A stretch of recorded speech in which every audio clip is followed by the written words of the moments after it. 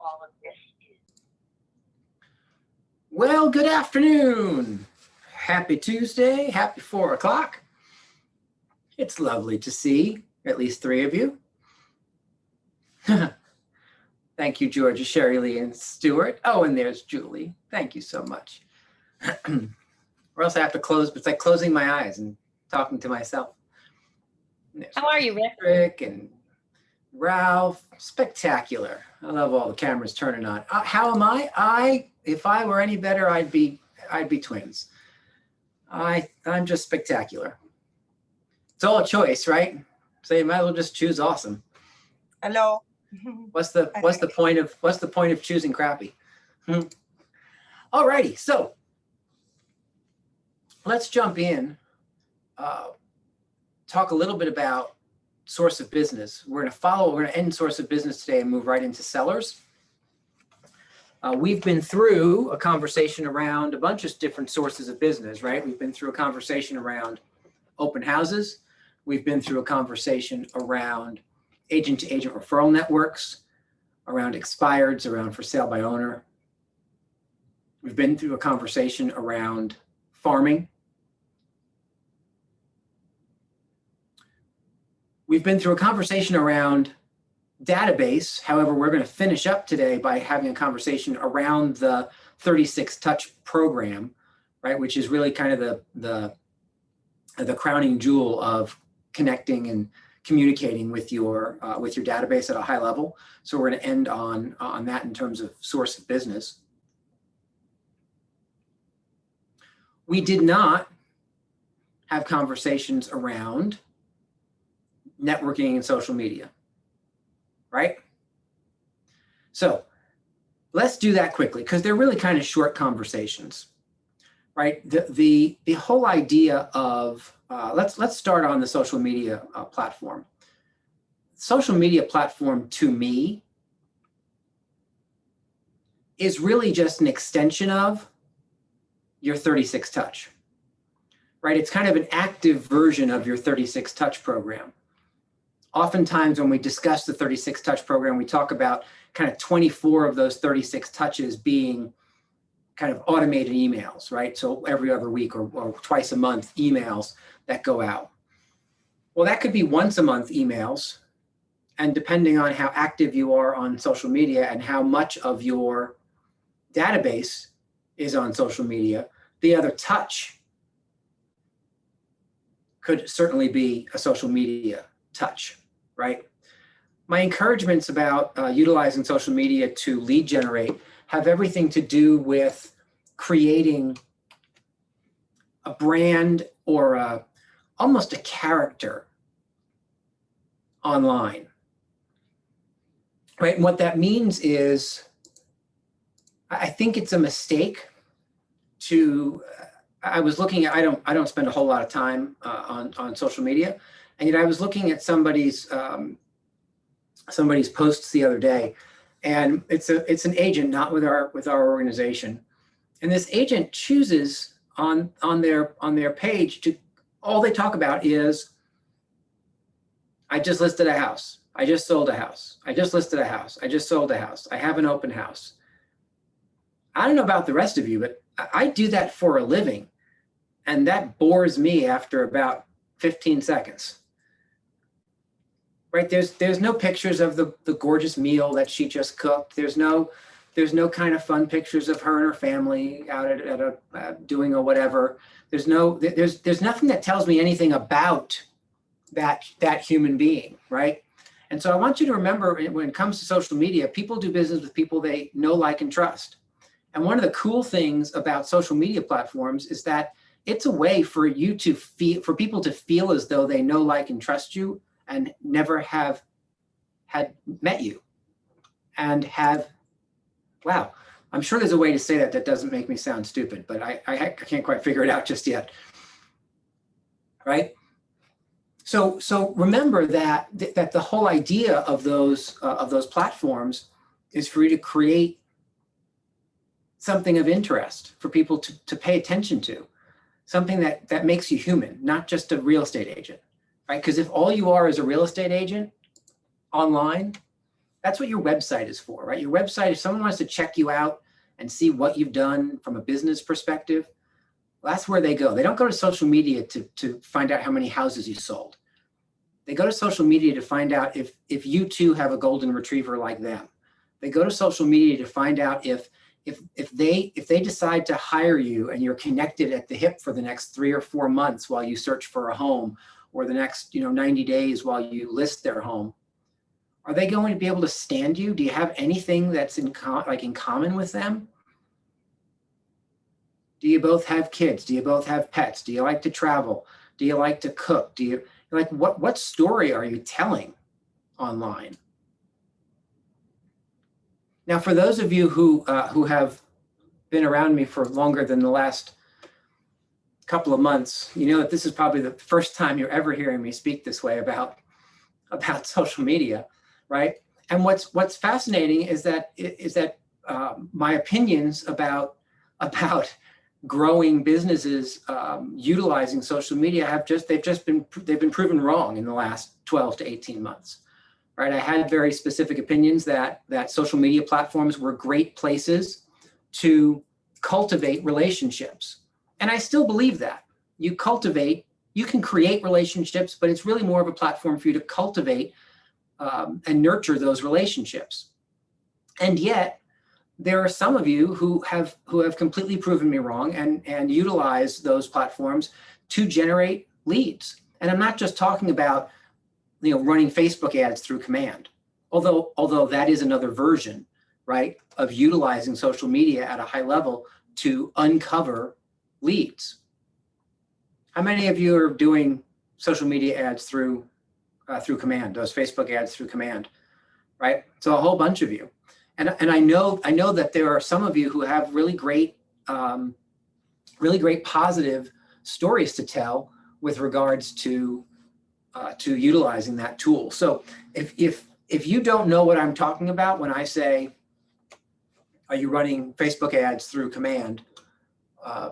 You need to jump on one of Joe McHugh's one-on-ones for command on Tech Tuesdays. One of those might have been earlier today. I'm not sure what the topics were earlier today, but I think, is today Tuesday? It is Tuesday, right? Yes, all day long they say, yes. So do dive into that, because the reality is, whereas the leads, they're more volume, they're more quantity than they are quality, and yet I know that some of you are finding quality inside of the quantity, right? And that's the whole game on some of that. 4 leads just from regularly following up with from my hometown where I grew up. I love that. Right? So you never know where it's going to come from. So what's my point? My point on social media is, like anything else, too much of it is not necessarily going to solve every lead generation or lead conversion issue that you have. And not doing the right things on it will definitely not solve lead conversion or lead generation issues that you might have in your business. However, creating a brand or a character online, creating an opportunity to showcase yourself as someone who people are interested in. And oh, by the way, that includes you being interested back, right? For those of you who don't spend a ton of time on social media, interaction is important, right? If all you are is a voyeur, you just get less bang for the time you spend on social media. That doesn't mean you have to necessarily spend 3 hours a day posting and 3 hours more a day answering posts or liking posts. But certainly for the people in your database, for the people who you're creating those nurture opportunities with, if they post a picture of the absolute best peanut butter and jelly sandwich ever created, minimally, just like it, maximally comment on it, or maximally plus, make your own peanut butter and jelly sandwich. Have like peanut butter and jelly show off time. I don't know about the rest of you, but white bread smooth, not chunky peanut butter with Donna Gilbert, what was that face again? Has to be chunky. Okay, there we go. And then strawberry jam. Oh man, that's the best peanut butter and jelly sandwich out there. I love it. All right. Any other questions, comments, concerns about social media and its use in creating, nurturing, generating leads, or converting leads? How else are you utilizing that that medium to your advantage? Clearly, we've gone off the rails with peanut butter and jelly sandwiches. We're all going to be posting that for a while.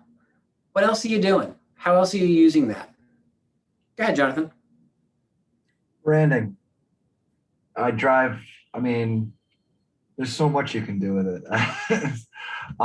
But using video content to establish yourself as an expert that can start to get used to your personality. Psychologically, there's no difference between having a conversation with somebody and you seeing them in your newsfeed as a video. So if you're using that to then drive them back to your website, and then they, it's you're creating a content ecosystem to cultivate and incubate your relationships to a desired outcome. Yeah, that's well said. I like write down what Jonathan said because I liked that. The good news is we're recording, so I'll go back and I'll write it down later. Right, and it works, right? It works. If you want some books on that,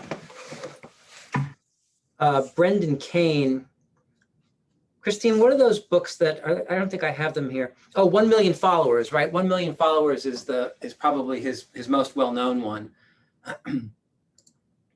And Brendan Kane, for those of you who don't know who Brendan Kane is, he's a kind of a social media guru who handles all those platforms for people like Home Depot and Nike and Taylor Swift and Rihanna and more fancy schmancy people than real estate professionals. However, the idea in 1 Million Followers is that it doesn't take $1 bazillion and knowledge of rocket science to grow a following that can be utilized in business, regardless of what that business might be, online. And so to ignore it today is to ignore a large portion of the buying and selling public, right? So my main point for you today here is, as you're continuing to work through ideas and build a lead generation strategy, make sure that you have your social media platforms covered, at least foundationally, such that you understand that you're turning your back on too large a segment of the public if in fact you choose not to jump into that. And there's Debbie, what's that guy's name that we've had him on a couple of times at 9 o'clock? The real estate grader guy, is that the company? You're muted, so I can see your lips going, but Yeah, real grader, right? Mm-hmm. Yes. And what he does is synchronize all of your social media and make it A, look consistent, and B, boost up your visibility in the background. And then you have some cool digital tools. Cool. Donna? So I forget who was just speaking, but when they were talking about adding video, doing video things on your Facebook, I mean, that is it's such a one-on-one. You feel like you're actually speaking to the person is speaking to you. There's a ton of stuff on YouTube that talks about that. And watch YouTube, look and see what people are doing and just do it, to get out of your way in terms of, oh, I don't look right, my makeup, my hair, oh, what will I say? I need a script. Just be you, show up and be you. You're auditioning letting them know this is what you're going to get. Look how much fun, look how much I know, look at, this will be a great relationship. And people do start to buy in and look forward. They know where you're going to be. Yeah, absolutely. And it ties into SEO as well. If you have all your handles, all of your branding and everything consistent, Google picks up on that, ties into your Google My Business page, boosts your ranking. I mean, I'm not posting consistently enough, but when I am, I mean, I pick up leads on a regular basis because everything is cross promoting. Can I just add one more thing? I mean, Jonathan's exactly right. If everything like connects and everything, I was just on another conversation. We were talking about this. But the other thing on Facebook is we're all about building a relationship, and it sounds corny, and yet you can build relationships that way. And if you do see somebody posting about their peanut butter and jelly sandwich or their vacation, yeah, like it, comment, share, but you can also send them a private message. You can really get into their, oh, that was great. Can you tell me where you stayed? I mean, you can really start to build this into kind of like hanging out at the water cooler or hanging out in the playground or hanging out at the clubhouse. It's where people gather now for social interaction. Yeah, and so what's so important to tie a bow on the end of this is you need to understand. I think I'm teaching a class this Friday at 1:00, called Make Money with the DISC, DISC, right? And that's the Abelson DISC behavioral profile, right? There are D's, there are I's, there are S's, and there are C's. And so if you've never heard of that, or you've heard of it and you want to learn a little bit more and do a little more of a deep dive, and then understand how to utilize it in business, I'll be teaching that 1:00 in our Zoom room. So join me this Friday for that. But here's the point. You need to understand kind of where you come from. Are you a relationship / people person, right? Those I's and those S's in the DISC as the behaviors are described, the I's and the S's typically are more people oriented and more relationship oriented. This conversation for those of you who naturally fall there is like, well, like, duh, how else would one behave? I don't understand why we're even having this conversation, right? For the rest of you who are more along the lines of the D's and the C's, right? You're more transactionally based. You're not necessarily a people person naturally, right? That doesn't mean that you're a hermit. It doesn't mean that you can't speak to people, but I can speak for myself, right? If given the choice between being in a group of people or being by myself, I'd much rather be by myself, right? And that's no offense to anyone in the room. And yet, just naturally, I tend to I'm not as much of a people person, right, as my job sometimes needs me to be, right? And so if that is you need to come to the table and recognize that these kinds of personal connections are important, because if you're missing 60 to 65% of the population if you're not willing and able to kind of plug in and bring that humanity and one-on-one relationship stuff to the table. Go ahead, Debbie. I like looking at the DISC as where you get your energy. And the D's and the C's get their energy, or tend to get their energy from task accomplishment. And the I's and the S's tend to get their energy from interaction with people. Yeah, so true. So true. Right. You know, I look at that from the perspective, you know, in the history of our companies, I used to be one of our team leaders. Right. And I was terrible at that job because I do not derive energy from people interaction. That was a rough go.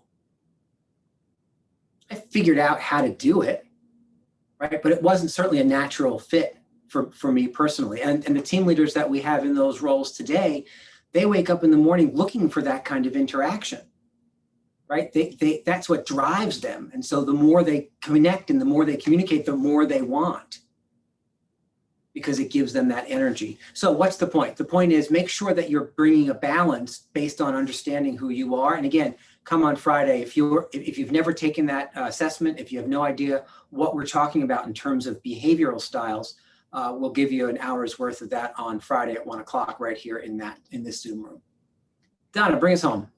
So, this is such an interesting conversation. And I'll tell you, it brings me back to the 6 personal perspectives. And what I'm thinking is going from E to P. So if this isn't a natural style for you, but you know that that's where the fish are swimming and you want to go fish over there, perhaps that's something that it can be a learned, adapted skill.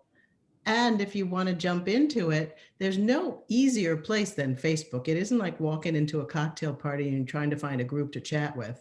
There are people there willing to comment on your peanut butter and jelly sandwiches. Just dig into it. You might find out that it feels more and more comfortable as you do it. Maybe I should get more involved in Facebook, because God, the second you said that about a cocktail party, I got hives instantly. Because what if you go to a cocktail party and there's nobody to talk to? You look like an idiot standing over there in the corner. Yes, Christine. Just want to point out one thing too. It's such an easy forum for starting a conversation. So whatever anybody may post, you could say, oh my God, this is great. How are you? Inevitably, they say, how are you? And oh my God, how's the real estate market? Yeah, right. It's like shooting fish in a barrel, because we happen to live inside of an industry that everyone has interest in. It. Right. And even if they don't necessarily have interest in it, they know it's something easy to talk about.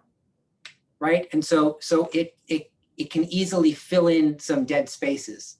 Right. And it doesn't matter which side of that the question comes from, because people do tend to go right to what's going on in real estate. Right. What's the answer to that, by the way? Because there is a scripted answer to, hey, how's the market, or what's going on in real estate? Great question. It all depends on if you're thinking of buying or selling.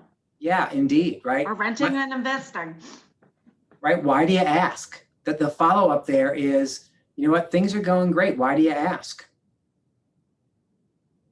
Well, I'm just curious. Well, I was thinking about putting my house on the market. Well, my niece said that she wanted to buy a condo. Well, I'm thinking about getting an investment property.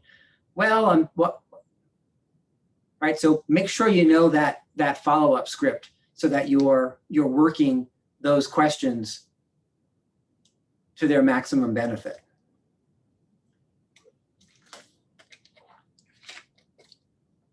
All right, let's talk quickly about networking, if we could. Can we pivot just to networking real quick? Because that's a really short conversation, and I want to have it because a lot of people have decided that they are great networkers, and that's where all their business is going to come from. And I just want to caution you a smidge on building big businesses from a source of business that at best is a supplement, right? And that's not my opinion. Well, it is my opinion, but it's also backed up by fact and statistics, right? We've been through what the top 3 sources of business are for most real estate agents in the United States, right? On the listing side, the number 1 source is Expires. Facebook. Sphere of influence. It's database. That's right, right? So your database is the number 1 source for sellers. And then what's the number 2 source for sellers? Now, Karen, give us number 2 source. Expired is exactly right. Right. And on the buyer side, the number 1 source of buyers is your database. Also. Database all over again. And then the number 2 source is open houses, right? So you've got database, open houses, and expires as the top 3 sources. Notice one of them is not networking. And here's what I want to say about networking. The idea of being in networking groups, right, and going to lots of parties, That all is awesome. However, remember that the networking group that you belong to, I'm not saying don't be in networking groups. Don't leave here and say, oh, Rick said quit all the networking groups. That's not what I said.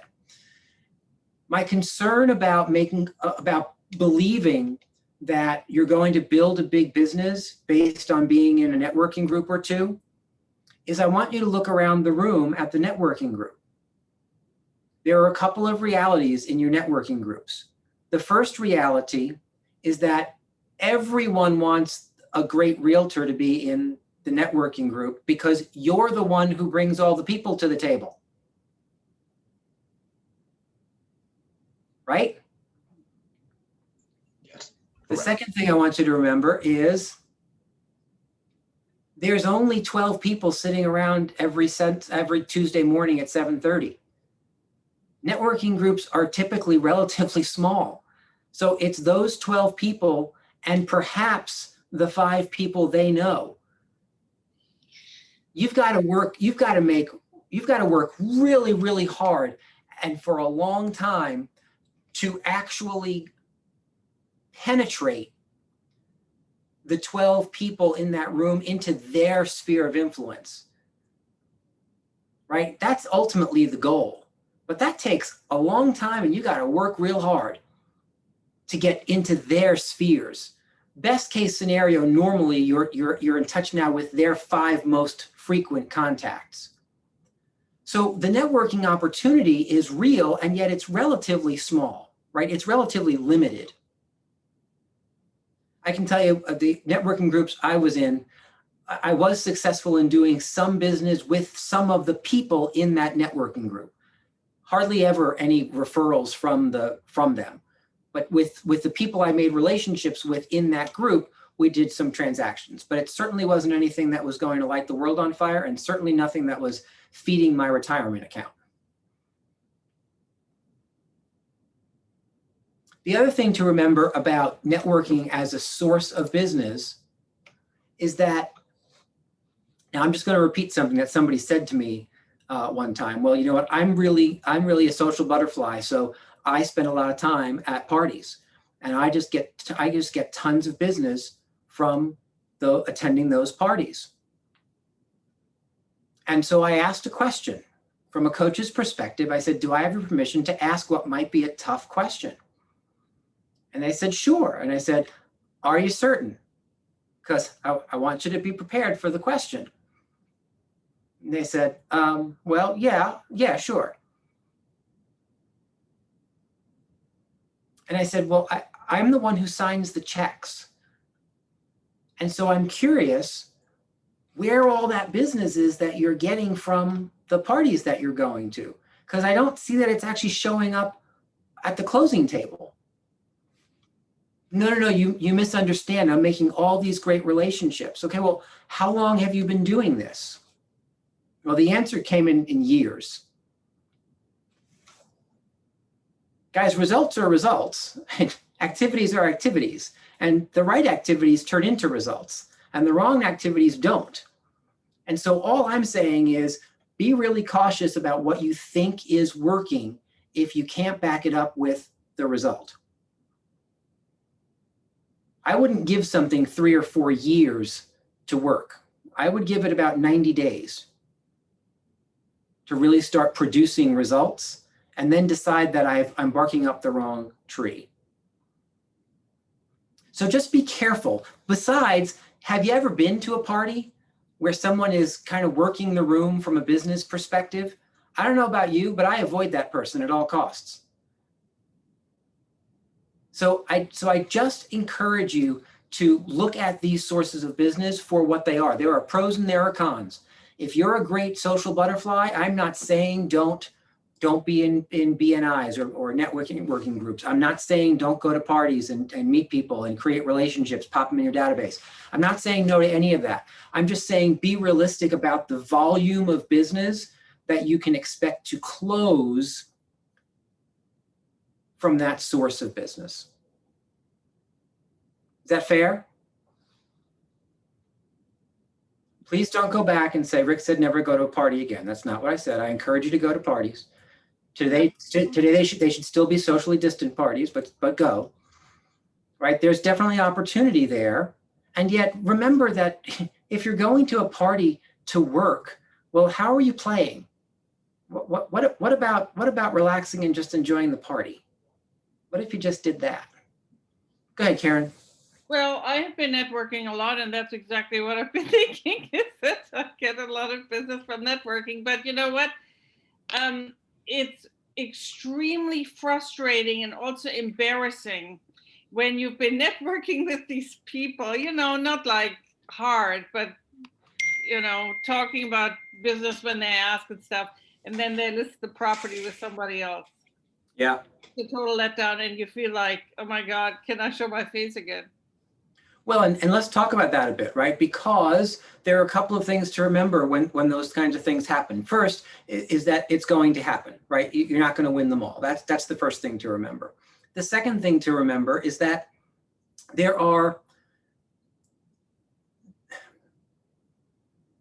you've got to create relationships that actually capture mind share, right? Because the only way to capture market share is to first capture mind share. So in terms of building and creating relationships, you've got to not just be a nice person. You've got to be somebody that they think about when they think about real estate, right? Those are two very different things. You can be the funny one at the party. You can be the one who always brings the best wine or the whatever. But remember that if that's who you are in that group of people, that's who you are. You're the funny one. You're the one who brings the expensive wine. I do. Right? But what you're not in that group of people is the real estate professional that they think of first. Right? So that's where you have to go. Remember that the human brain, hey, have I ever drawn this for you? Hold on a second. Let me draw this for you.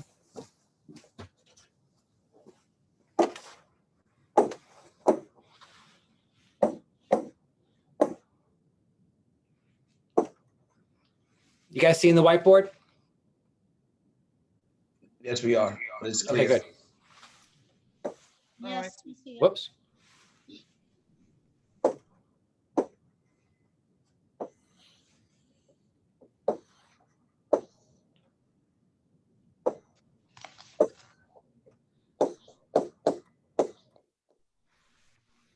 So what's that? It's a circle. Yes, it's a circle. Here. Brain.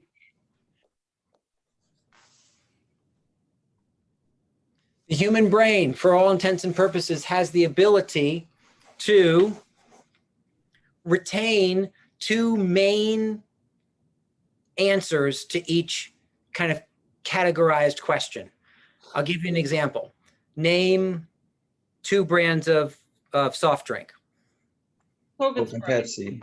Right? So Coke and Pepsi or Coke and Sprite. Interestingly enough, everybody always goes with Coke. Pepsi is almost always the second answer, and it's hardly ever the first. Name two brands of toothpaste. Colgate and Quest. Right? Crest and Colgate. Name two brands of potato chips. Lay's. Lay's. Wafers. Pringles. Yeah. Right? So here's what's interesting. When I ask about potato chips, everybody's first answer is Lay's. That secondary slot for potato chips is usually open to mindshare capture. Toothpaste, not so much. Soft drinks, not so much. You have to work such that when someone says the word real estate, in their mind, you're one of the two people that they think of when asked about real estate. And that's What's this E over here? What's EE? everything else. Everything else. Everything else is exactly right. Everything else. Right? So recognize that you have an opportunity when you're capturing mind share. Excuse me, you have a goal. You have a goal when you're capturing mind share, and that is to be in one of those two slots. So that when someone says real estate, bam, it's like Sherry Lee and Mar, bam. You want to be one of those two. it's kind of like when you don't get the business from a friend, right? The reason you sometimes don't get business from a friend is because they see you as their friend. They don't see you as a real estate professional. They see you as a friend. Sometimes you don't get business from your kids' friends' parents. Well, because those people don't see you as a real estate professional who can assist them. They see you as little Tommy's mom or little Tommy's dad. So how are people perceiving you? Now, can you be both? Can you morph into both? Sure you can over time.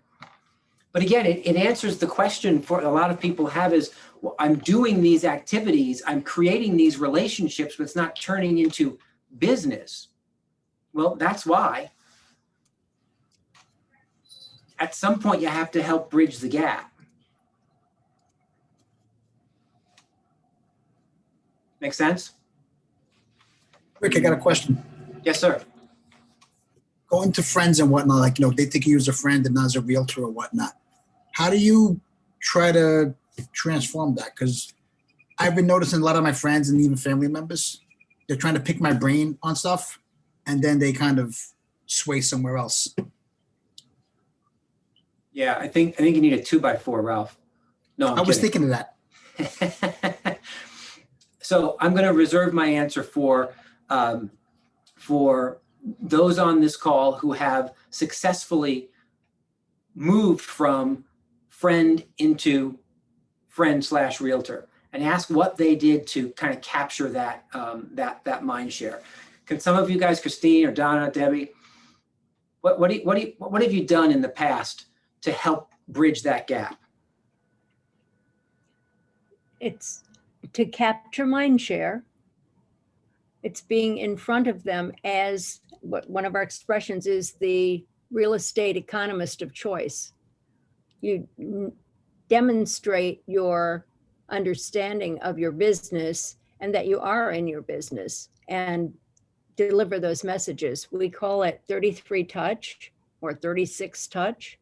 There are programs to do that, and we do it consistently, particularly through command. We're talking tomorrow at 3:00 about smart plans. Smart plans help you do that. And it's just touching, and it's a blend like social media, I would say, right, Donna? It's a blend of friendly communication and real estate communication. A little of this, a little of that. Over time. Yeah. And you can shorten the curve by making it more consistent. Yeah. And that last word is, for me, the bottom line. Whatever you're doing it consistently over and over. And it's like constant drips on their head, always being somewhat present and bringing them stuff that's of value to, they can find listings online. And yeah, it's great that you just sold so many houses. Yep, they should know that. But bring them some relevant stuff about what's going on. They get a lot of national information. Bring it down to where they live. Stay in relationship. Like Debbie said, if you're posting on Facebook or Instagram or whatever, it should be some stuff about your life, who you are, and then sprinkle it with a few things about real estate, but make it real estate of value that makes them go, I should call her. And when they do, when they give you an opening, dig deep into what their needs are. Somebody said that when you're talking to a prospective or a client or a friend, think of it as like a spotlight, and the spotlight should be on them. And you should be hearing them talk. You're just asking questions to get more information so you know what's relevant to them, so you can bring them value. And then, I have one girl, I was just writing out her a little card for Mother's Day. Oh, by the way, Mother's Day is coming up. I remember being at a party with her, and across the kitchen, I heard her say to somebody that I don't know, oh, well, Donna Gilbert, and pointed. Donna Gilbert, that's my realtor. You want that sort of stuff, but that you have to earn it. You have to work at it, and it's consistently being there. Yeah, love it. Can I Does tell that you what help? I did? Yeah. Can you hear me? Oh. Yes. Well, the other day, I live in Scarsdale and I also live in Norwalk, and I'm still waiting for my New York license to come. But I went to my, we have a baseball field in Scarsdale right across the street where my son used to play. And I have a hat now that says I'm a realtor, and I have a T-shirt that says, if you want to buy or sell, ask me. So I had a bunch of people come up to me and they were like, Mara, I haven't seen you in so long. They're like, I didn't know you were a realtor. And so now I'm in contact with all these people. Again, I may have looked like a fool, but it was fun. I'm certain you didn't look anything close to a fool. I love that. Well, you know what? Somebody said the word brand before, right? What you've decided is that you're just going to be kind of your own walking billboard in those scenarios, right? And that's a way to promote the brand and help people understand that you know, it's not just smiles and conversation, right? There's a business behind this, and it's a business that can assist you when you need assistance, right? And that's where it has to always come from. It has to come from the idea of how can I help? How can I help? How can I help? How can I help? How can I help? How can I help? Okay, so I have two questions. Number one, for the Mother's Day cards, if I send it to, you know, friends and whatever prospects or past clients, and nice card, happy Mother's Day, I put my business card in it, even if it's just for friends, right? Yeah, I would. And then when I send emails from my personal account, I would also have something in there that I'm a realtor, Keller Williams. Yeah, absolutely. And I'm not sure I would have a personal and a business account. I think from an email perspective, just always have the signature be a business signature, Yeah. because then you're just making subliminal touches every single time you communicate, right? Because I've heard different things. People have told me, don't do it, you know. And I'm like, well, if I don't do it, I miss out. Yeah.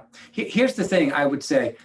It's easy to think and then overthink some of this stuff. What I would say is, you know, the answer to what works is almost anything you do consistently, right? So as long as you're creating a consistent version of X, you will find some success with that, right? There's not a right or wrong to a lot of this. It's about the consistency more than anything else.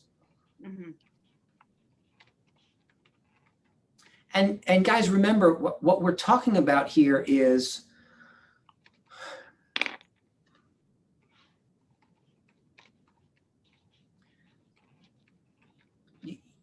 so much of the conversation that we've put on the table today is really kind of coming together in this last conversation, because you need to build relationships, but you also need to have those relationships understand what it is you do for a living. And you also need to have those relationships understand that you do it well, right? That you are successful at it. And so when you start to look at all of those goals, it is consistency in outreach, but it's also consistency in messaging, right? And the messaging needs to be a mix of I'm a real person and I'm a whole lot of fun to be with, or like a personal message mixed with a business message of I get the job done and I get the job done for you as well, right? So that to me brings us back to pattern of success, right? Do you have a communication program that helps the people who know you already, those friends and family, understand that you also have an expertise over here? Remember, some of those folks already know that you're new or newer in the business because they know you. So they know that 2 years ago you weren't doing this. They know that 20 minutes ago you weren't doing this. So if that describes you, you now need to push a little bit heavier on the pedal of, yes, I may be newer in this industry. However, here are the success pieces. You need to be showing them that you are that local economist. You need to show them by what you send and how you speak that you have an understanding, an expertise in how the market works and why the market works the way it does, such that they actually then, your friends and family that is, have a comfort level in asking you. What you want to remove from the friends and family thing is you want to remove the feeling that they might have of feeling obligated to utilize you, even though they don't trust that you can do it well. That's the goal. You're attempting to bridge that gap so that they do want to use you and they trust that it's a great choice because you've shown them that you have an expertise. Does that help, Ralph? Yeah, that was good. Thank you. Okay, good. And if all else fails, then just get the 2x4. So not the 45, just a 2x4. That's right. That's right. Okay. Well, because they have to still actually be breathing in order to sign the paperwork. So you don't want to get too heavy on them. Yeah, and we don't shoot in the leg, so okay. Exactly right. Thanks. Sure thing. All right, guys, that was the perfect segue into, Donna, did you have one last thing? I did, sorry. But there's a really easy hack for being around and letting people know that you're a real estate agent without saying, oh, look, I'm a real estate agent. So Facebook Live, when you're out doing your job, you can pop on for 2-3 minutes and say, hi, just wanted you to see I'm out checking out a new house for one of my buy or sell, whatever. And this literally happened. Look at the wild turkeys in the backyard. Just show them what you do during the day. And they, isn't that cool? And then be done with it. And now I've told them, look, I am here I am working, I'm working, and look, you know, or if you go into an antique property, or if you see something interesting while you're out doing your job, just pop on Facebook Live for a couple minutes. Yeah, great suggestion. So let's pivot a little bit to the 36 touch. Now I know the book and the screen says 33. 33, if you read the MREA, is what Gary first wrote about in terms of this loyalty program. And yet, as he continues to update the MREA in the MREA 2, one of the few things that he found that actually needed some updating since he wrote MREA 20 years ago, most of the things he found didn't need much updating. But one of the things he did find was that most top agents had moved from a 33 touch, which is defined as 33 touches in the course of a year. Right? So if you do the math on that, it's a touch every 11 or so days. Some of you may sound like that like that's stalking with love. And yet what he found is that top agents on average touch their databases 33 times in a year. And again, in doing the research to update that book, what he found was top agents are now touching their databases 36 times a year. So up from that 33. So now we're gonna work off of the 36 touch, even though it says 33 on your screen and in your books. And as we talked about earlier, the 33 touch doesn't have to be difficult. So the first thing I want to remind you is that you don't have to do all 33 touches or all 36 touches the very first week you decide to start, right? It's an entire year's program. And here's the other tip I'll give you. Don't design your 36 touch program for the entire year. Look 60 to 90 days out. Build things by quarter. You can put your arms around the next 60 or 90 days. It's hard to know what might be happening right in December of this year or January of next year. So build things so that you are ready for the next couple of months. I like to look 60 to 90 days out when looking at the 36 touch. And then let's take a look at what that really looks like. Well, if you have your database in command, you have a set it and forget it opportunity to have 2 emails a month go out to that database. Well, 2 emails a month that just kind of do that touch for your database That's 24 of the 36 touches right then and there. Simple, easy. You upload your database, you launch, and it just goes on autopilot. So that leaves 12 additional touches.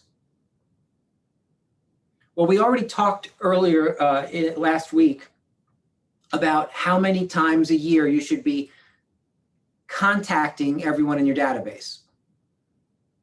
And I'll give you a hint. What's written on your screen or in your book is slightly incorrect because it says 3 phone calls. What did we talk about last week? We talked about a contact every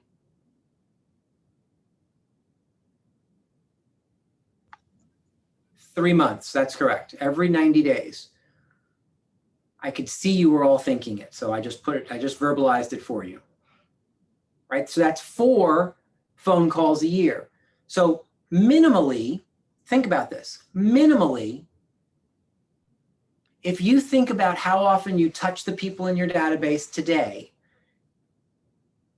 if over the course of the next 12 months, all you chose to do was upload your database into Command and do that set it and forget it, push the button and have 24 emails go out, 2 a month, and simply made a phone call to each member in your database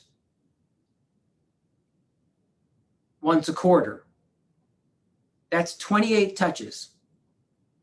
Without even getting to 36, based on what you currently do to reach your database, do you think that just doing the automated emails and 4 touches a year via phone would have a dramatic impact on your business? Yes.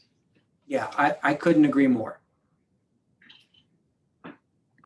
If you really want to bring it home and hit that 36 number, what else could you add?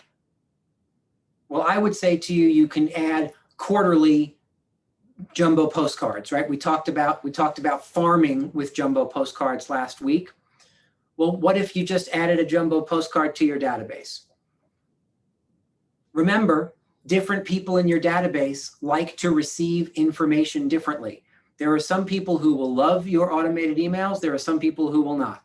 There are some people who will love your jumbo postcards. There are some people who will just throw them in the trash. Well, let me restate that. Almost everyone will throw them in the trash. However, some people will actually enjoy receiving them, look at them, and then throw them in the trash. Others will not. There are some people who will absolutely love hearing from you on the telephone. Others less so, right? People in your database are different and they like to receive information differently, which is why I like kind of a rounded out approach of we're going to do an email drip, we're going to do postcards quarterly, we're going to do a call quarterly. So if you add the quarterly postcards, now you're up to 28, right? No, you're up to 30, excuse me. Right, you're up to 30 of 36. Well, what are the last 6? Now I'll answer any questions. On the screen, you see opportunities for things like holiday card, like seasonal type things. Some people do home anniversaries or birthdays of the people in their database. I'm going to tell you that for me, I found that the birthday anniversary thing got really difficult to manage as the business got bigger. Right? And so I know it can be nice to have that personal touch. And then do you do the birthday of just one of the couple or both of them? Do you do the kids? So for me, I moved away from that because I found that it became a full-time job remembering birthdays and anniversaries. And so instead, what I would encourage you to do is those last 6 touches for the year, make them revolve around events. What if you created a quarterly event? Whether that's a Zoom event or an in-person event as we get to move back into in-person events. What if you did a seminar? What if you did, Debbie, I think we have a what's that truck thing that comes where you The shredding truck. Thank you, shred. I couldn't quite think of that word. The shredding truck is coming on June 19th this year. It's a Right. it's a nice event. So what if you hired a shredding truck, or just looked around and saw what the market center was doing that everyone could kind of plug into? Are you doing a pie event like we do each year, right? What kind of event are you doing that you can then invite people to? Because here's what's cool about events. You get a touch with the invite. If they show up, you get a touch when they show up. And whether they show up or not, you get another touch on the tail end to say either thank you so much for coming, it was great to see you, or gee, so sorry we missed you. Here's what you can look forward to the next time. I know there have been a couple of people who have been experimenting with call-in to win programs, right? Events that are call-in to wins. What's a call-in to win program, you might ask? Well, that's where you go and buy some cool thing, right? We've done the egg, right? The Nintendo Switch was a prize once. So we've done a couple of different things where you spend a couple of $100 on a prize, and then you blast that out to your database saying, hey, on Friday, May the 7th, from 10 a.m. to 4 p.m., you need to call in to win, or you have an opportunity to call in to win. And that gets supported with emails, with texts, with phone call invitations, with postcards to their homes, all that kind of stuff. The collateral, you support it all. And then you sit back on that Friday and they call you. It's a brilliant system to turn the tables, to have those kinds of inbound phone calls from your database. You get to have cool, who's done one of those? Debbie, I know you've done one or two or three of those. Donna's done one. Those are the two people I can see right now. So if there are more of you, right? And what have been the results? Do people actually call? Yes, they do. And do you get appointments because they called you? Yeah, you get appointments. You also get better contact information. Then you can do the add-ons. I know Debbie has done this also. You can do the add-ons where if you call in and you give me a referral, you get like either 2 tickets in the raffle, or if it's you're giving away pies, they get a can of whipped cream. I mean, it's all. Mhm. Oh. You went mute. You muted. Sorry, you get all kinds of collateral information and engagement. Again, it's about the relationship and the engagement, reminding people what you do and how you do it, and you do it well, and it's a good place to hang out. Seen from the business perspective, I look at that and think it's so brilliant because people think they're calling in to just win a prize. And what they're really doing is they're calling in to have a real estate conversation, and you give them the incentive of the prize to have that conversation. Mm-hmm. I'll buy Nintendo Switches every month if that creates an inbound influx of 50, 100 people that you wouldn't necessarily have spoken to in the course of an 8-hour day. It has, I'm not one of those relationship people, and it makes the relationship connection easier, and the consistency of it has really made it very strong. We have done 4 of those, and then we did the one pie event all since, I don't know, July last year, July, September, November. Then we did one in February, and then we did one in March, something like that, December, March. Literally business, because of the reconnections, and money made, truly money made. It's been interesting. And people say, and what's your next one going to be? Then you build a little bit of anticipation, right? And you can involve them in, well, what would you like it to be? And it's really pretty cool. We have a pretty, like a following of about, I'm going to say 70 people who typically call every time we do it. I love it. I keep calling, but she doesn't pick me as the winner. I don't know what that's about, but And so, you know what, can I just piggyback on that, Debbie? Because I know you know this and I know you do it. So when you find that you have those people, those rock star people, those people who are like groupies, you can then do special events just for them. Making the request for, say, a referral or what keeps them engaged in you. They want to be there, so they want to do what you want them to do so they can stay involved. yeah, so true. You know, and Donna talked about the groupies. Let's just take a quick sidebar off of 36 Touch and database, and talk for just 2 minutes about raving fans, because that's an important subset of your database. Who are the raving fans? How does someone qualify as a raving fan? Someone who's used you and likes you.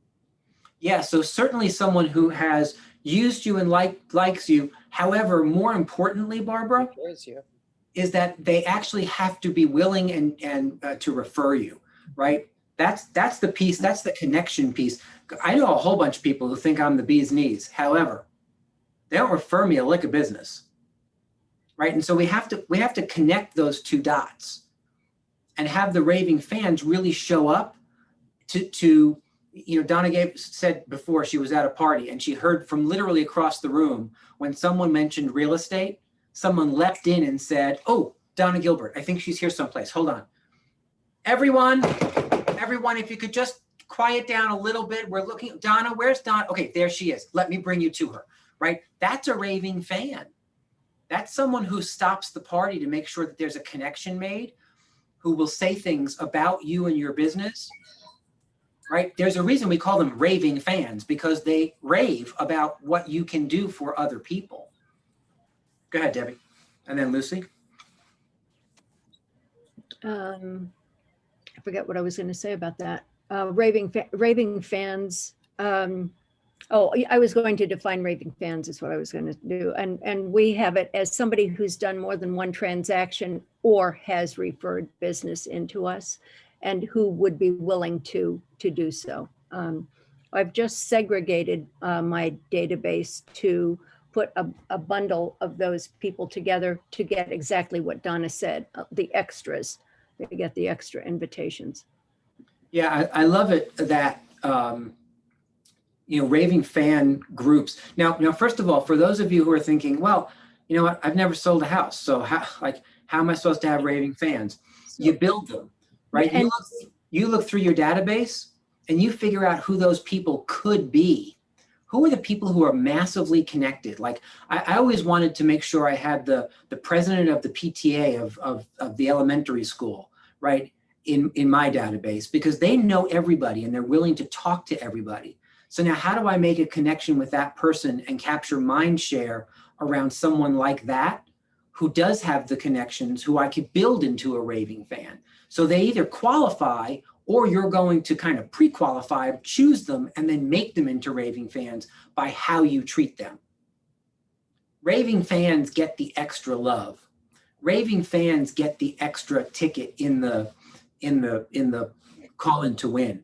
Raving fans get taken out to dinner once a quarter. Raving fans are the ones that they're those 5 or 8 people that you call, you know, we're going into summer. And so do the Bluefish still play in Bridgeport? So you call and you get great tickets to a Bridgeport Bluefish game for Thursday night. And on Wednesday, you start at the top of the raving fan list and start making phone calls to say, "Hey, Donna, it's Rick Scott. I know this is last minute. However, I have these great tickets to the Bluefish for tomorrow night. I'm curious if you and Neil are interested." "Oh, you can't go. Oh, I'm so sorry." "Hey, Debbie, it's Rick Scott. I know this is last minute, but I have these great tickets to the Bluefish. I wonder if you and Rob are interested in going." "Oh, you have plans? Okay, sorry." Right? "Hey, Jacqueline, it's Rick Scott. I wonder if you and Jules could go." Right? So it's going through that raving fan list, and you just hit as many people as you can until somebody, maybe Jacqueline says, "Oh, Bluefish, tomorrow we can go. That's awesome." And so maybe she was number 3 on my list. Maybe she was number 8 or 10 on my list. Maybe Donna and Neil decided they could go. It doesn't matter, right? You bought one set of tickets, and if you get through a couple of people, you've now presumably, the perception is you've given those tickets to all those folks, right? So they're just little tricks and hacks that you can use to really love on those raving fans at a high level. The other thing I love to think about with raving fans is when you read a new great book, do you get on Amazon and send that book to each of your raving fans? It's 5 or 6, people in your database. Maybe it's 10. If you're really lucky, it's 10 people in your database, right? That really qualify for this group. And you love on them more. You spend more money on them. Yes, you spend more time with them because they're the people who can really make a difference in your business. Jacqueline, you are unmuted, and there was somebody else who unmuted before, and I don't remember who it was. What do you have for us, Jacqueline? So I wanted to share this book that I just got because I started a conversation about it in a Facebook group, and I've gotten halfway through it. It's really small. It's called Perk Your Sphere, and it's by Liz Johnson. And so it talks about this program and I'm happy to share, it's $10. It's 42 pages long. It does have actually Cliff Notes, which is really funny, of the instructions on how to do this. So I'm happy to scan that and send that to you if you want to share it with everybody. But you know how, so people send Starbucks cards to referrals, to people who refer people to them. So what this does is okay, I'm going to put an MVP or however you want to say it, all-star group together, and you tell them, so you get a Starbucks card with $10 on it. But not only that, you're going to refill it, the first of the month. And all they have to do to remain an MVP is to send you a referral within 6 months. So it becomes they gamify it so that it's oh, you got me a referral. So here you go with the, we're going to add those bucks onto your Starbucks card. And obviously you can pick other things. I don't know that I would do Starbucks because I don't like it, but, but you can do whatever you want. And what are you waving there, Donna? Starbucks card. Oh, okay. There you go.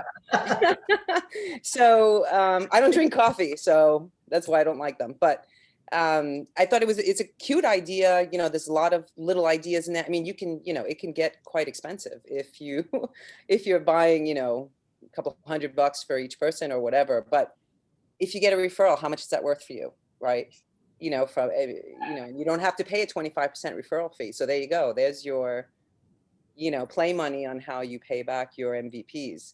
But I thought that, at least the Starbucks card thing was pretty cool because it's like a game. It's oh, you're back in, you're in it. And, and you actually tell them, you've fallen out of, the MVP, but don't worry, if you get me a referral within the next 3-6 months, I'll put you back on it.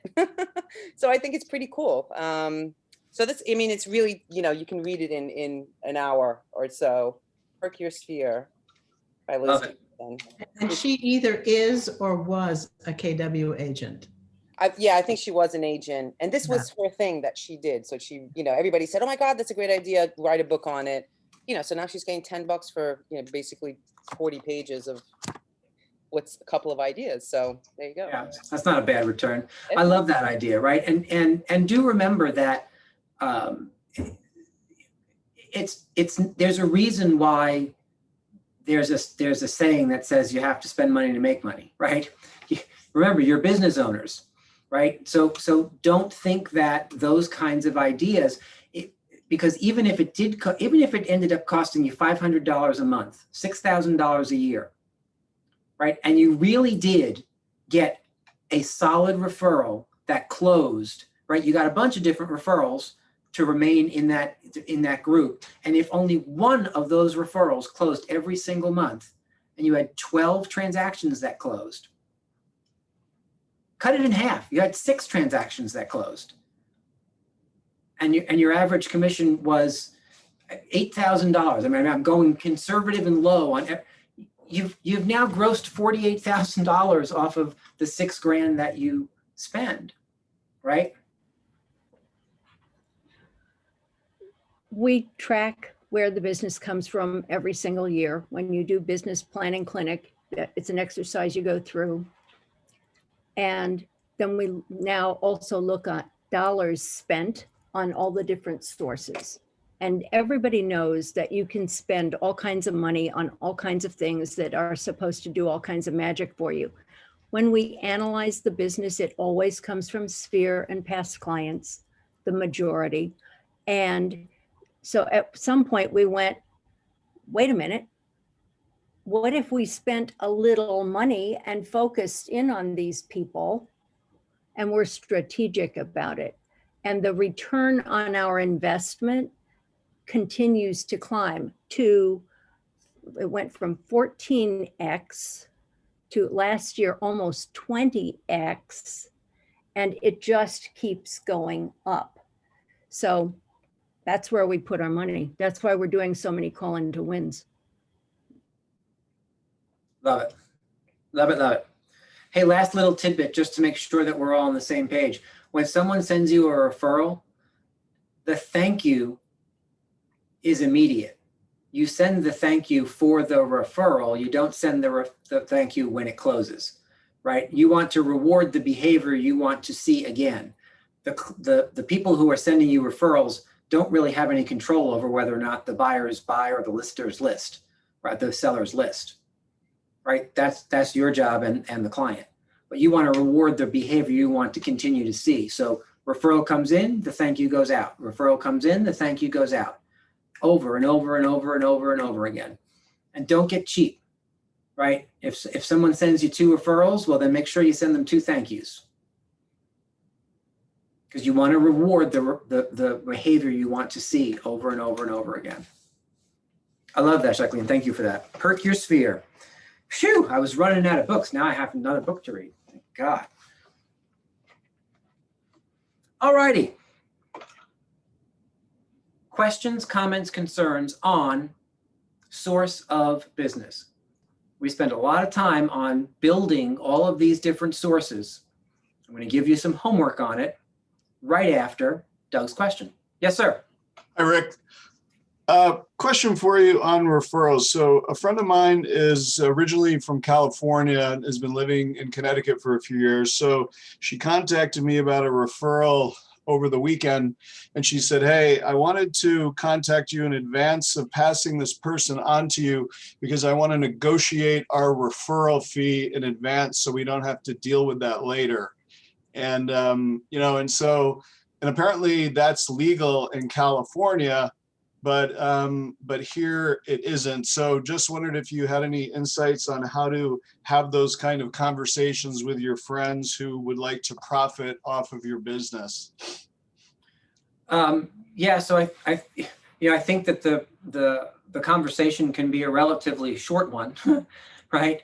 So I would love nothing more, Doug, but than to pay you for referrals. Unfortunately, I'm in this for the long haul, and in the state that we currently live in and that I am licensed in, that is against the law.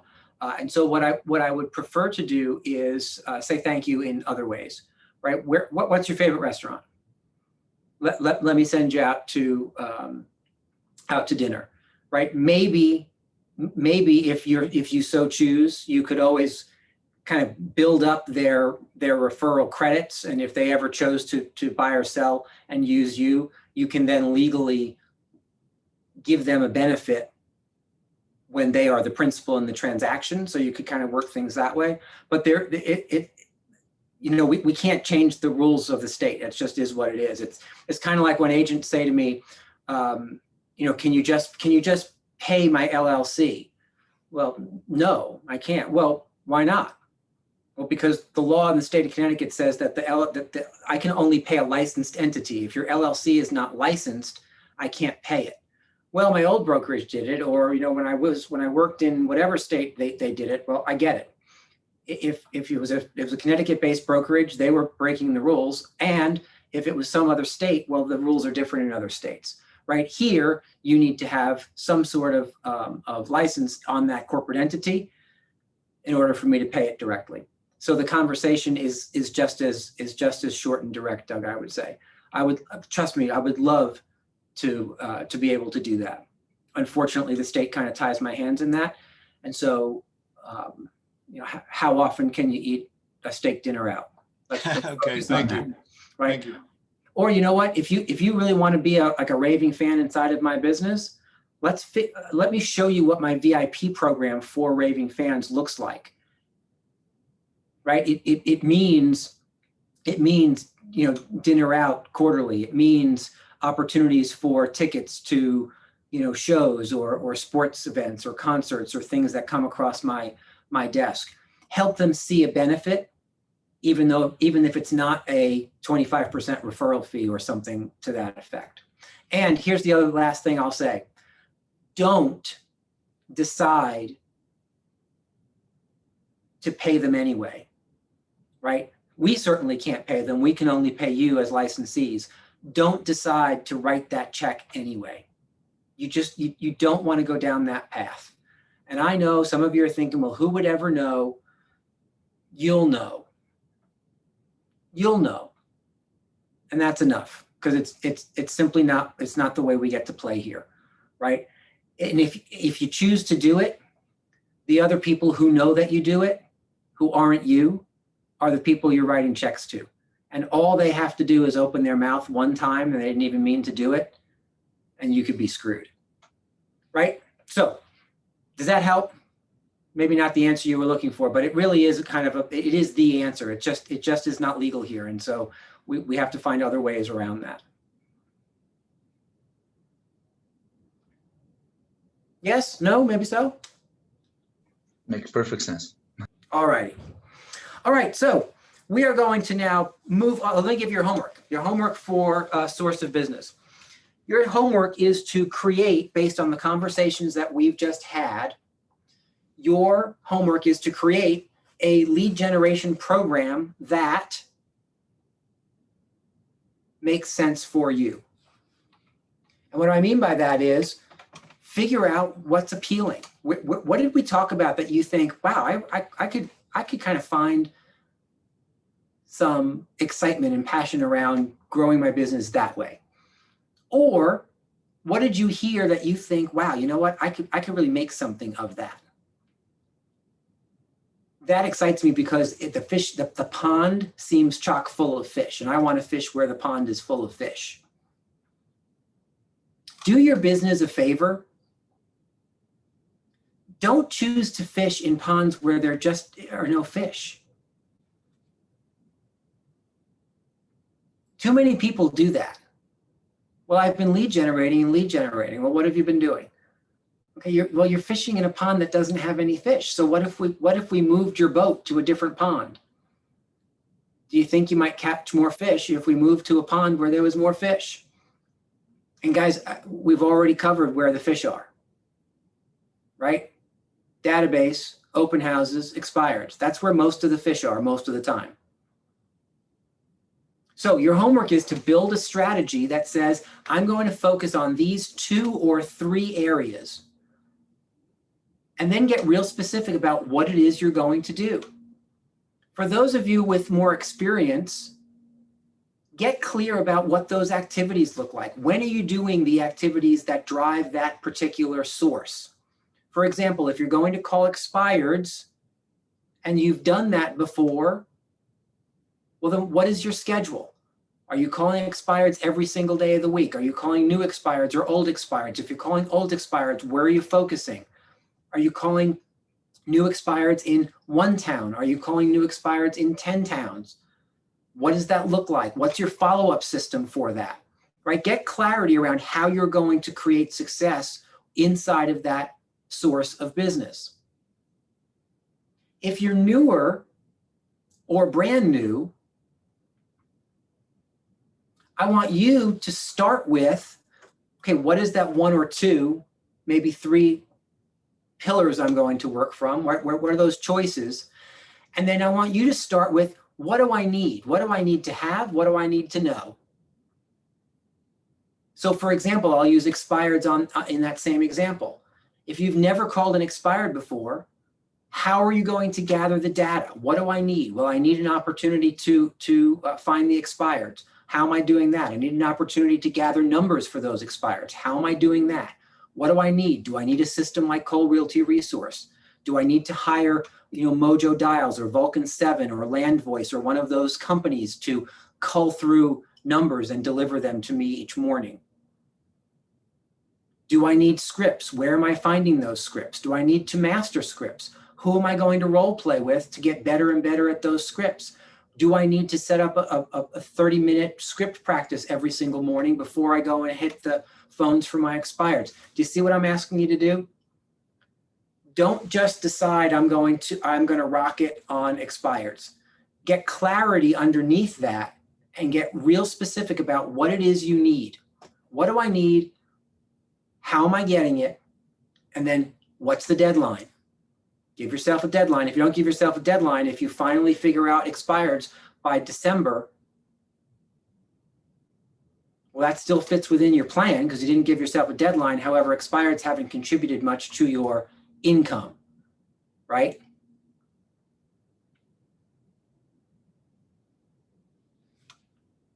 Questions, comments, concerns on the homework? What I've described for you is called a 1-3-5. And the 1 is that number you put in the economic model 2 weeks ago. My intent is to earn $100,000 or $200,000 or $60,000 or 300, whatever your number was. Well, how am I going to do that, right? Well, the first thing you know is it takes X number of appointments, right? And so in order to earn that much money, you need X number of appointments. And then what are the 3 main priorities that you're going to focus on that when you hit those 3 main things are going to bring that goal to life? And then so that could be database, open houses, and expireds for you. Maybe it's database, social media, and open houses, whatever your 3 are. And then underneath each of those 3, minimally, you're going to have 5 action items that give you the due each Monday morning, right?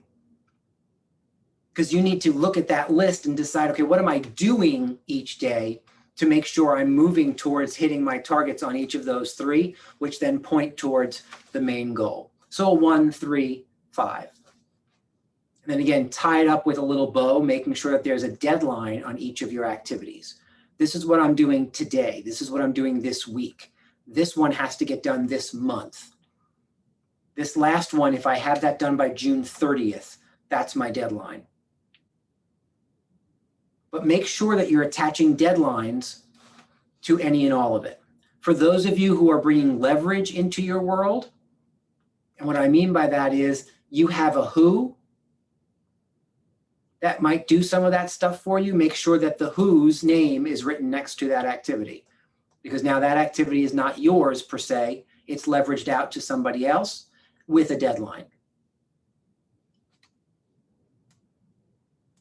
Make sense? You excited? Oh, I'd be excited if I were you. Nothing spells good time like building a 1-3-5 for the business. Woo! And yet, here's what I want you to remember. Without it, you have no map. Without it, you wake up on Monday morning and think, okay, well, I'm in real estate, so I should probably be doing something. What shall I do? And it all becomes haphazard because you don't have a plan. Right? You've heard the saying, plan your work and then work the plan. Well, if you don't have the plan, you can't work the plan. So let's get the plan, the lead generation strategy built so that you know what to focus on. And if you're completely unsure where you're going to focus, well, just pick 1 or 2 and build a strategy and start plotting down that path. And if 90 days from now you decide you either hate it or it's not producing the results, well, then let's come back to the drawing board and say, okay, let's look at what the story is here. Why is that particular path not bringing you the results? Was it the wrong path? Are there results to be had and you're just not receiving them? Is there a skill opportunity there? Can we improve some skills for you? Right? Maybe you decided that you wanted to call expireds and you're just terrible at it. Right? Is that a possibility? Is it possible that you make a choice and then you're just not good at it? I can give you a list as long as my arm of things that, like weekly, I'm like, oh, I really want to be good at that, but I'm not quite good at that yet. Maybe next week. Let's keep plugging. And then at some point, I say to myself, you know what? I'm not sure why I'm continuing to push down that path.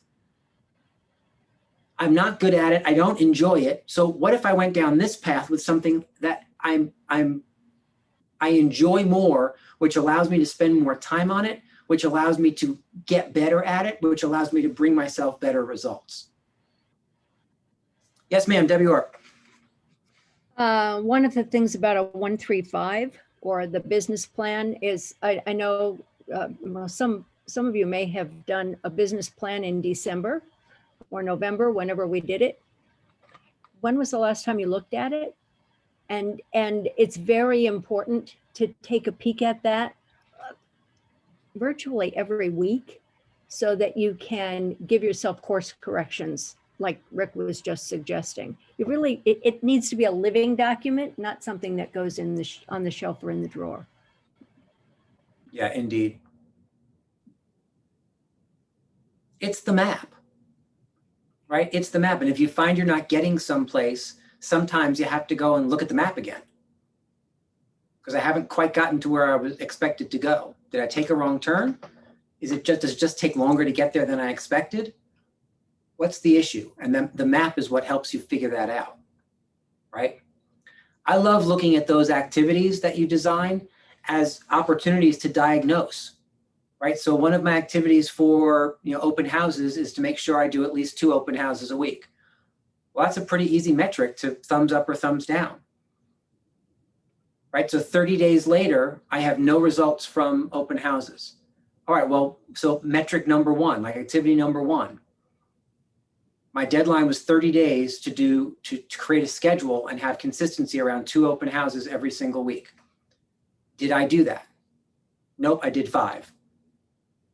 Okay, so is 5 better than 4? Sure, and yet it's not 8, right? The business plan said do 8. Sometimes people come to me and say, you know what, those open house things, they don't work. Well, are you sure?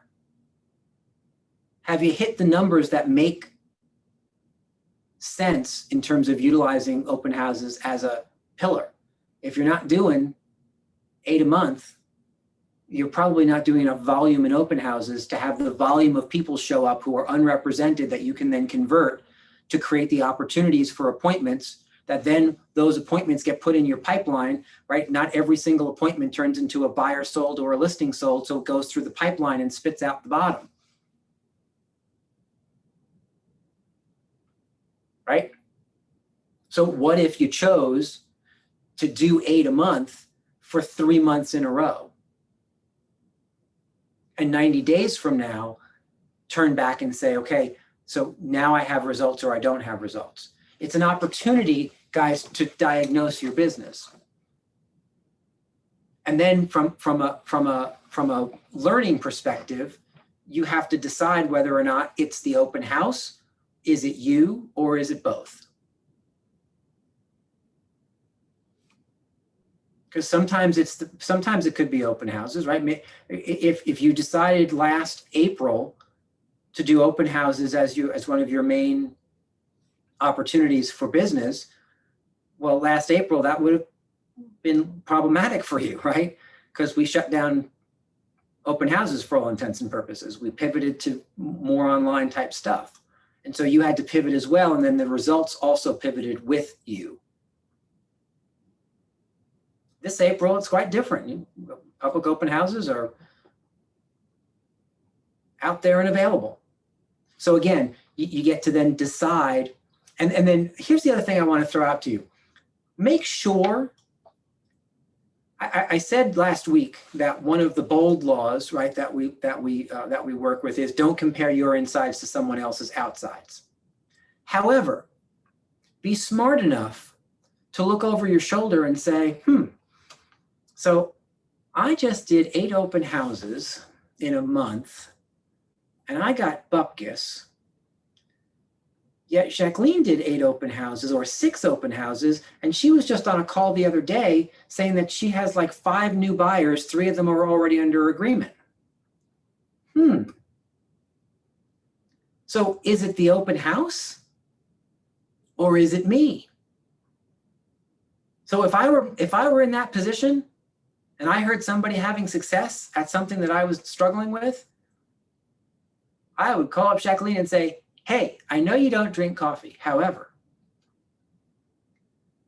I do happen to know that you like an adult beverage from time to time. So can I meet you somewhere and I will buy you a drink? Or if you're not meeting people, I'll buy you a drink and we can talk via Zoom, right? Send a bottle of wine to Jacqueline's house and she'll get on Zoom with you and just ask some questions around what she's doing that maybe you're not. Here's my point. Yes. Rick, I have a question. When are we going to get back to actual desk time at one of our office locations? Because I've had a lot of success, manning a desk or or wherever, cubby, and people walk in or they call in. And obviously with COVID, we haven't been able to do that. And I'm not sure how Keller Williams has done that before, but I think, we used to be able to sign in, this is at a different firm, but understood. We used to be able to sign in for weekends if we wanted to. In the summer times people didn't want to, but when are we going to bring that back? Well, there's nothing stopping anybody from doing that now, right? Generally speaking, our offices are closed on the weekends to staff, but there's nothing that if you choose to be here on a weekend at any one of our locations and answer the phone and wait for someone to kind of walk on in, there's nothing that stops you from doing that right now. Great. So we can turn the sign around to open? Yeah, of course. It's your office. I did not know that. Because in Richfield, I imagine there's a lot of walk-ins. I mean, even from the day I was there for orientation. Thank you. Yeah, no worries. And we'll make sure that you know what? It'll just be our little secret so that Diane and Barbara can go and rule the roost on the weekends in that one location, right? We just need to know how to get in. Right, so make sure that you have a key. Y'all get keys to the office you're connected with. So see the front desk to make sure you have a key. Ask the front desk how to turn the phone from night mode to day mode and just make sure you put it back on in the, I do not believe that if the question is when are we going back to a formal schedule of duty agents on the weekend, I don't believe we ever will go back to that. I think that is probably gone for forever. However, if you choose to plug into that, I want to. Yeah. The office is open and available to you for as often as you want to do that. Keep a basket of masks right there, and that'd be great. Thank you. I just didn't think I could. Yeah. Yeah, great. Absolutely. Great question. All right. So let us, in our remaining minutes, we have 26 minutes left. Let's start pedaling down the path of sellers. Right, let's talk through the idea of being a listing agent. And here's how this is going to go. We're going to have a short kind of intro discussion. We're going to move through a discussion about pre-listing packages and what they're used for. Debbie, would it be okay if you added to your 3 o'clock tomorrow? I hate to overload the conversation, but could you maybe just in the first 5 minutes, just show people the path of where to find in designs the foundational stuff for pre-listing packages and buyer packages and listing consultation packages, because they're right in that designs area, but it would be helpful to have the visual.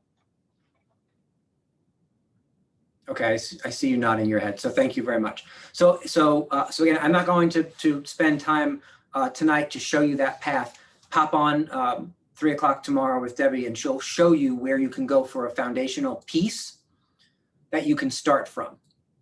Right? We have a PowerPoint that that is a foundational piece. We also have documents inside of Command in the designs section that you can start from. Almost all of them are way too big, and so you'll want to kind of what's that word? Narrow them down a little bit. Condense. Shrink them down a little bit. Condense. See, that was the word I was looking for, Jonathan. Thank you. At least someone can read my mind. Yes, you want to condense them down to something that makes better sense for you and your business. Well, let's first have the conversation around listings and why. I'm certain that this is not the first time you will hear someone say things like you have to list to last. Things like the most leveraged side of the business is the list side of the business, right? If you really want to grow your business, focus on the listing side, and the buyer side will come. Why are all those things almost cliche at this point? Because It's it's a seller's market, so I'm pretty sure you hear it every day. So I love that answer, Robert. And here's, would it surprise you to know that those things are all pretty much true regardless of the market? So if that's the case, why are they truths? Go ahead, Jacqueline. Well, because when you have listings, it brings buyers because they're looking for the listings. It brings more sellers because sellers see your name. I mean, you get everything from listings. So, it's usually a 2-for-1 at least. If you get a buyer who didn't buy your house that you have listed, you could possibly get them, to another house. And then if you do it right, and you market to the sellers around your listing, you can get also listings from that. And then the open house also brings other, everything is generated from a listing, and you don't have anything until you have that, honestly. Yeah, love that. Love it. Jonathan?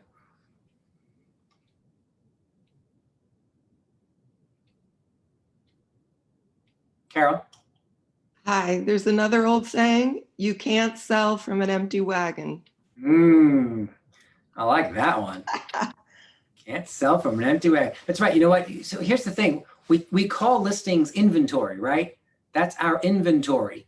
Well, if you go to a supermarket or you go to a department store, the inventory is the stuff that people buy. If you walked into Kohl's this weekend and there was nothing on the shelves, although if you've been to Kohl's in Ridgefield lately, that's kind of how they've actually run their business for the past 12 months. There is nothing on the shelves, right? If there was nothing to buy, you'd just walk out. You can't run a business without inventory. Go ahead, Nellie. Well, inventory really is crazy. The listing right now, we are low in inventory. That is great thing to hear from Yurek. I have a bunch of buyers, but it's very hard for me right now, to get the offers be accepted. But however, I am doing good, and the listing is very important. I'm really impressed that, the sellers agents are very lucky in this time. But however, we're trying to work hard with our buyers. So absolutely, right? And so recognize that listings bring everything to your business. It is. They bring name recognition, they bring visibility, they bring marketing opportunities, they bring other listings, they create momentum, they bring buyers, they bring potential 2-for-1s, right? They bring all of those things to the table. They give you air to breathe as a real estate business owner. Buyers do almost none of that.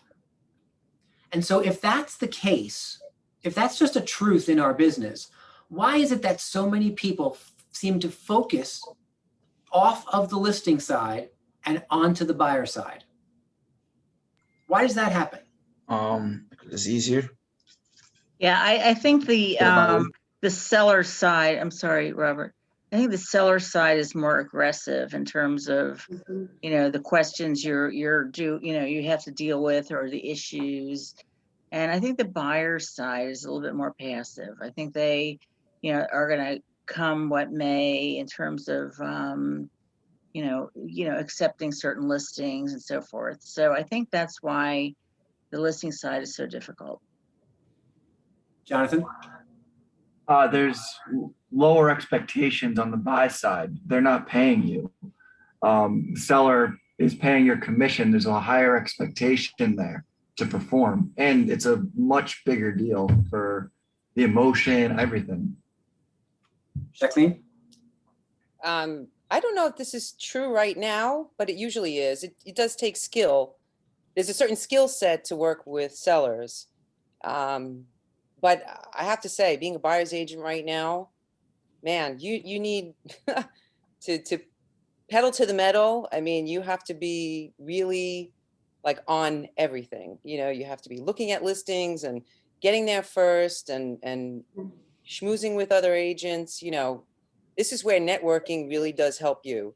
And unfortunately, we can't network now because everybody is, you know, locked up. But I mean, you know, if I know the agent on the other side and she has somebody else that's, you know, and apples to apples, we have the same offer and we've worked together, you know, I have a pretty good shot of getting that offer accepted because there is a relationship there already. So I think the buyer side, it does need skill. And I think that, you know, it's tougher getting sellers because you need to know how to talk to them and you need to show that you're, you know, skillful in what you do. So it's a little bit harder right out of the gate when you're first starting. So buyers are, you know, are a little easier to deal with, I think. Got it. So now, you know, and just in case you don't know, I'll repeat it, that I love each of you. And I could not disagree more with most of the things that were just put on the table. And here's why. Right, and I want to challenge you on this because so much of the choice, because it is a choice that most agents make, the choice to gravitate towards buyers has everything to do with this misperception or this mindset that somehow the list side of the business is harder, or the list side of the business takes more skill, or the list side of the business is more expensive. And all of those things, if you're doing this well, are untrue. And I can prove to you that they're untrue, each and every single one, right? Well, we don't have to take them one at a time, right? So you can either choose to believe what I'm saying or choose to think I'm full of it. What I am telling you is that my experience has been very different. My experience has been that you need skill on the list side and the buy side. And if the thought process is, you know what, it's harder to be a listing agent, my concern about that is that you may not be learning enough to be a really effective buyer's agent in that mindset, right? Because if what you've decided is that it's simpler to be on the buy side, I would encourage that the same set of skills is necessary to work with either a buyer or a seller. You need to understand the market better than you understand almost anything else. You need to understand what drives the market. You need to understand comparables. You need to, on the list side and the buy side, you need to have an excellent rapport with your own scripts. You need to understand how to consult and guide people along a process on both sides, right? So the skill that we bring to the table is almost identical. In today's market, you need to understand how to market your buyers, right? instead of just marketing listings, you need to understand how to market your buyers to be able to make sure that that people say yes to them. And I mean marketing from a listing generation perspective. Are you going out and marketing your buyers? Hey, when's the last time you ran an ad on Facebook that said, I have the best buyers on the planet for anyone in Wilton who has a $600,000 to $700,000 house to sell? Please call me for details. Are you taking steps to market those people to create the opportunities? So even when it comes to marketing, which we oftentimes want to challenge ourselves saying that's just a list side thing. In today's world, it's not. And I would also challenge the fact that it's not just in today's world. What you'll hear me say for the next 5 or 10 years, for those of you who choose to listen to it, is that the lessons we're learning in the last 12 months about how to work with buyers don't go away when the market starts to even out.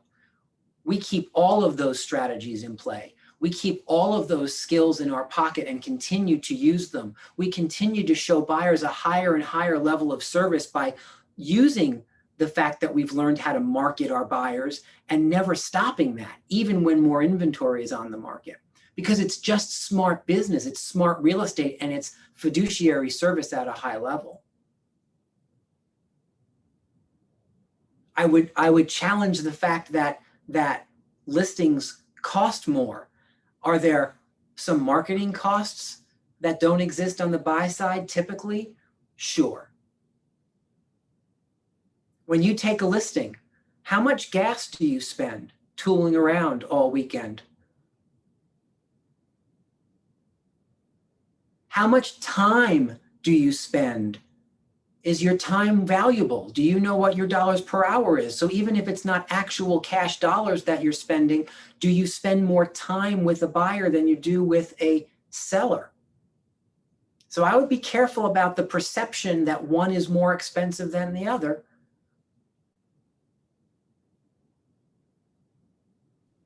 And for those of you who think that it's easier to find buyers than it is listings, I tell you this story. Did you ever go to the store and buy a yellow VW? Or whatever your car of choice Yes, I did. Well, see that? How did I know I that, had Diane? I love one. that. I wrecked it though. Well, here's my point. When you go to the store and you buy a yellow VW, what do you all of a sudden see on the drive home and in the next couple of weeks that you never noticed before? All the yellow VWs that are driving around with you. There's a reason for that. It's called your reticular activation system. It's your RAS. It's the bottom part of your brain, close to where your neck kind of comes into your head. And so what's my point? You get what you seek. You'll find what you're looking for. And so if your mindset has already said to you, I'm going to just work on the buyer side because it's easier and cheaper and it takes less skill. If that's the mindset, well, then you're seeking out buyers. So what do you find? You find buyers. You don't find listings when you're looking for buyers. Here's what's brilliant. If you'll change that mindset and you start to seek out sellers, you find sellers, and along the way, you can't help but trip over the buyers. So building a big business is about finding that sweet spot on the list side. It doesn't mean ignore the buyers. What it means is seek out sellers.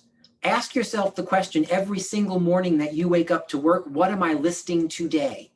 I want you to start being so listings focused that it becomes an obsession. Anyone ever been obsessed with anything, anyone, any television show, any movie, anything, right? Go back to that level of obsession with where am I going to, what am I listing today? Where am I finding it? Because I promise you this, if you will become obsessed about finding listings, you will find listings. And for those of you who are looking for buyers anyway, if you will become obsessed with searching for listings, you won't be able to shoo the buyers away with a stick. you'll just trip over them. They'll just show up because they're a byproduct of what we do for a living. Listings are the goal. Buyers are the byproduct that you almost can't help but find. And when you add the two together, you have a growing business. Yes, no, maybe so? Hi, Rick. Another benefit I learned early on when I decided to be a listing agent, I take Sundays off, and I realized I could have Sundays off and the buyer brokers are out there showing my listings. I loved it. Yeah, brilliant. Right? You certainly have more control of your time on the list side. Again, that's not me poo-pooing buyers, because you've already heard me say, especially if you're launching or relaunching your business, you're going to follow the business where it takes you.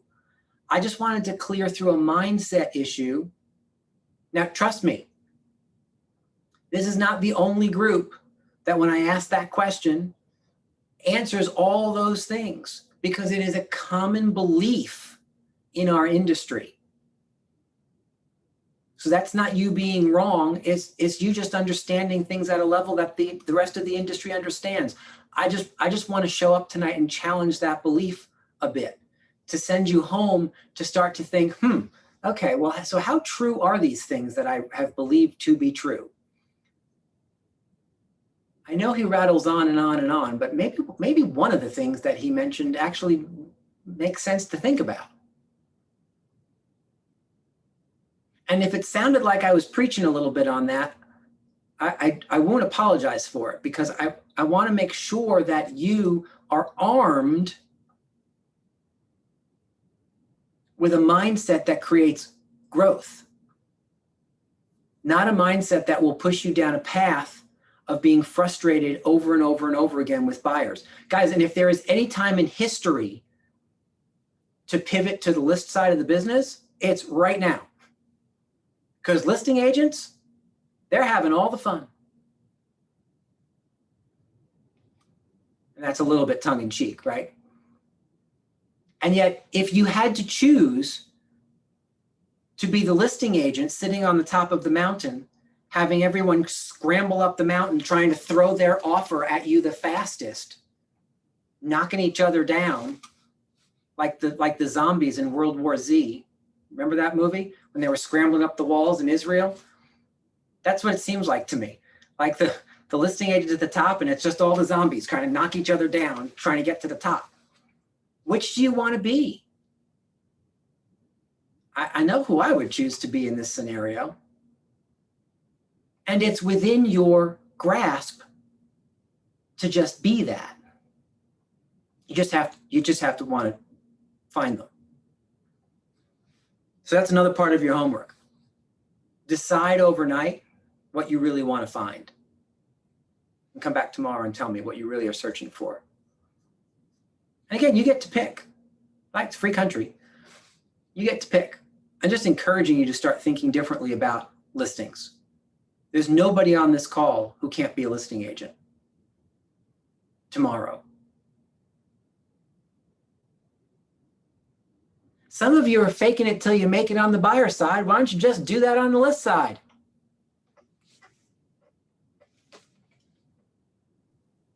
Come on, I'm just speaking the truth.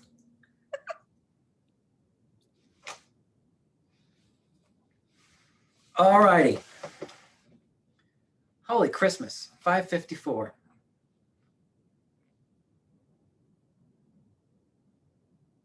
right, what questions do you have? Because we're going to start tomorrow and we're going to go hot and heavy through the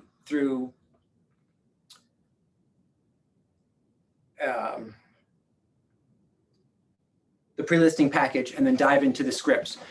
Do me a favor. Start reading through the scripts that I sent you or Maria sent out earlier today. You should have received them via email. So start taking a look at those, because we're gonna start in on those tomorrow. My hope is that we get through most of those scripts, including a pricing conversation, by the end of the session tomorrow, so that we can finish it up on Thursday and then move to the anatomy of a seller transaction, which is a 70 point checklist that we will give you to make sure that you have all the data you need to work a selling transaction from offer to closing. And then we'll pivot to buyers for next week. So that's the plan. What questions do you have that didn't get answered?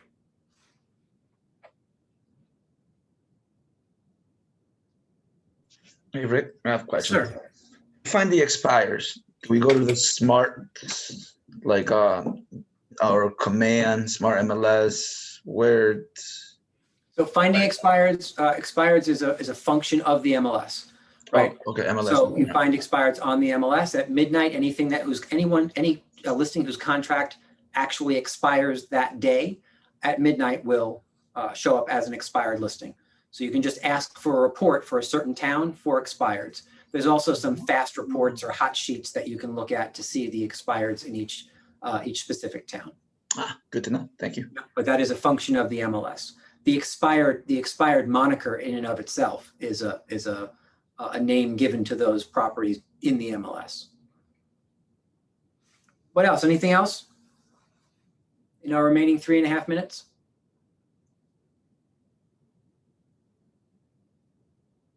So tomorrow will be exciting. We'll start with some tools. We'll start to, you know what? Do me a favor. Google tonight or tomorrow, real estate pre-listing package. Just Google that. Do a little research before we get started, so you have a little bit more of an idea of what it is we're going to spend time on. Look at some examples. People post examples all the time out there. Just check it out. See what you see out there. We'll have more fun together kind of building it if you have a more of a working knowledge as to what it is. So just Google real estate pre-listing package and just read up on it. Click images, see what you see. And then bring back some of that research tomorrow. And we'll walk you through what that's ultimately used for and why it's such a powerful tool. I love that you just finished yours, Robert. That's excellent. Because here's what I wanted to leave you with tonight. You really shouldn't be on the list side without some of these tools, right? So if you're making a decision in the next 24 hours or the next 22 hours that you're going to start focusing more on listings than on buyers, part of that decision-making process is having the right tools and committing to building those tools so that you can win at a higher level more consistently.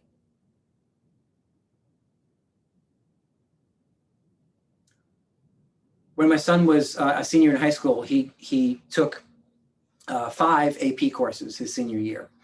And so the workload was a little absurd, right? And in the beginning of the year, we were having this conversation around his plan to work inside of such a heavy course load.